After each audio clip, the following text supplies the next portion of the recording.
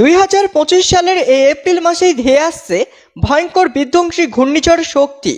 উপকূল জুড়ে সতর্কতা জারি, সম্ভাব্য ব্যাপক ক্ষয়ক্ষতির আশঙ্কা। তো এই ঘূর্ণিঝড় কোন সাগরে তৈরি হয়ে কোন উপকূলে আছড়ে পড়তে চলেছে?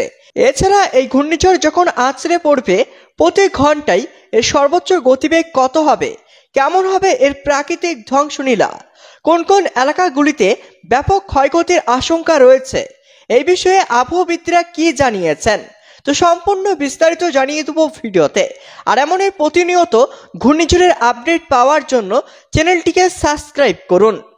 এপ্রিল মাসে বঙ্গোপসাগরে সৃষ্টি হতে চলেছে বছরের অন্যতম শক্তিশালী ঘূর্ণিঝড় শক্তি। আবহাওয়া অফিসের পূর্বাভাস অনুযায়ী এই ঘূর্ণিঝড়টি বঙ্গোপসাগরের দক্ষিণ পূর্বে অংশে 15 থেকে 17 এপ্রিলের মধ্যে সৃষ্টি হতে পারে। ঘূর্ণিঝড় শক্তি ধীরে ধীরে উত্তর পশ্চিম দিকে অগ্রসর হয়ে পূর্ব মধ্য বঙ্গোপসাগর অতিক্রম করে ভারতের উড়িষ্যা ও পশ্চিমবঙ্গের উপকূল অথবা বাংলাদেশের খুলনা বরিশাল অঞ্চলে 20 থেকে 22 এপ্রিলের মধ্যে আছড়ে পড়তে পারে বলে আশঙ্কা করা হচ্ছে। কোন কোন জায়গাগুলিতে এই ঘূর্ণিঝড় আঘাত হানতে পারে?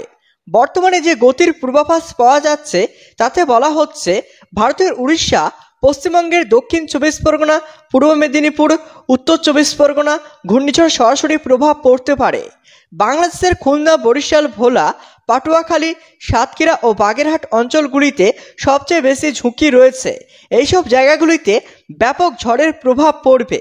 আবহাওয়াবিদদের আশঙ্কা, এই ঘূর্ণিঝড় শক্তি বঙ্গোপসাগরে তৈরি হতে চলেছে। 120 থেকে 150 কিমি বেগে দমকা হাওয়া এবং 8 থেকে 12 ফুট উচ্চতার জলোচ্ছ্বাস আশঙ্কা রয়েছে উপকূল এলাকায়।